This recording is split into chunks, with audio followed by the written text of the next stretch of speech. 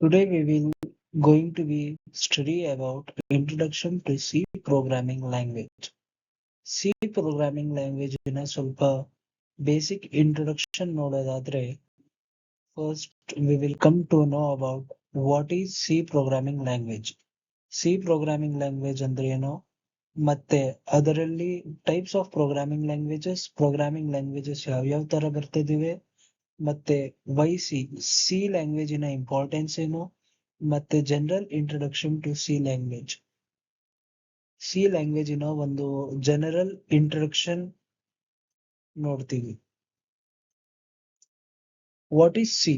C is a general purpose programming language created by Dennis Ritchie in 1972 at Bell Labs.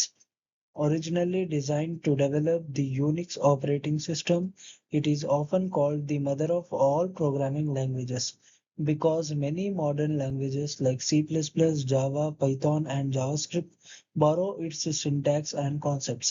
C language ಗೆ mother of all programming language ಅಂತ ಕರೀತಾರೆ.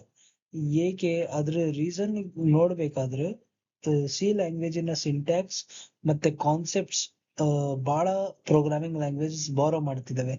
ಅಂದ್ರೆ ಬಹಳ programming language like C++, Python ಮತ್ತೆ Java ಇವೆಲ್ಲ use ಮಾಡೋ syntax ಮತ್ತೆ concepts C language ಇಂದು ಆಗಿರುತ್ತೆ. ಮತ್ತೆ types of programming languages, first machine level language ಇರುತ್ತೆ. Second, we developed assembly language, and currently we have developed high language. C is a high language that is machine language is binary codes. Binary codes ಅಂದ್ರೆ ones and zeros, 1 ಮತ್ತೆ 0 ಅಷ್ಟೇ ಇರುತ್ತೆ ಅದರಲ್ಲಿ. ಅದನ್ನ machine language ಅಂತ ಕರೀತಾರೆ. ಅದು ಮಷೀನಿಗೆ understandable ಆಗಿರುತ್ತೆ.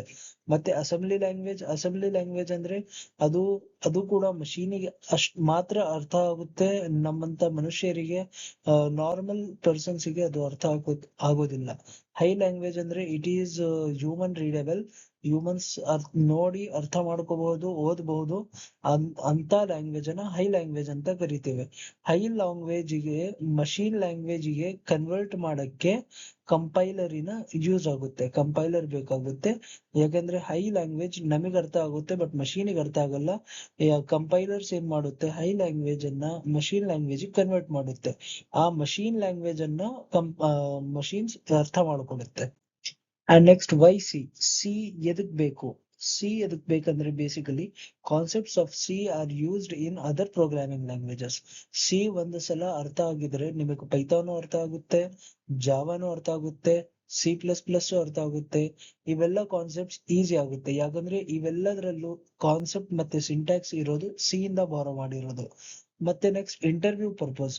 ಯಾರಾದ್ರೂ ಇಂಜಿನಿಯರಿಂಗ್ ಸ್ಟೂಡೆಂಟ್ಸ್, BCA ಸ್ಟೂಡೆಂಟ್ಸ್ ಇದ್ರೆ ಅವರಿಗೆ ಇಂಟರ್ವ್ಯೂಸ್ ಅಲ್ಲಿ ಫಸ್ಟ್ ರೌಂಡ್ ಅಲ್ಲಿ ಬರೋ ಕ್ವಶನ್ಸ್ ಎಲ್ಲ ಸಿ ಮೇಲೆ, ಸಿ ಸಿಂಟ್ಯಾಕ್ಸ್ ಮೇಲೆ ಇರುತ್ತೆ. Next used in operating systems ಏನಾದ್ರು ಡೆವಲಪ್ ಮಾಡ್ಬೇಕಂದ್ರೆ ಅದರಲ್ಲೂ ಕೂಡ ಸಿ ಯೂಸ್ ಆಗುತ್ತೆ. Used to develop compilers. ಹೇಳಿದ್ನಲ್ಲ, ಕಂಪೈಲರ್ಸ್ ಅಂದ್ರೆ ಹೈ ಲ್ಯಾಂಗ್ವೇಜಿನ ಮಷೀನ್ ಲ್ಯಾಂಗ್ವೇಜ್ ಕನ್ವರ್ಟ್ ಮಾಡೋದು. ಅದನ್ನ ಕಂಪೈಲರ್ ಅನ್ನ ಡೆವಲಪ್ ಮಾಡಕ್ಕೆ ಸಿ ಯೂಸ್ ಆಗುತ್ತೆ. Next key features of C key features ಏನು, ಅದ್ರದ್ದು ಇಂಪಾರ್ಟೆನ್ಸ್ ಏನು ಅಂದ್ರೆ ಪ್ರೊಸೀಜರಲ್ ಅಂಡ್ ಸ್ಟ್ರಕ್ಚರ್. ಸಿ ಏನಾಗುತ್ತೆ, ಪ್ರೊಸೀಜರ್ ಅಂಡ್ ಸ್ಟ್ರಕ್ಚರ್ ಆಗಿರುತ್ತೆ. ಅಂದ್ರೆ ಸ್ಟೆಪ್ ಬೈ ಸ್ಟೆಪ್ ವರ್ಕ್ ಆಗುತ್ತೆ, ಸ್ಟೆಪ್ ಬೈ ಸ್ಟೆಪ್ ಅಪ್ರೋಚ್ ಆಗುತ್ತೆ.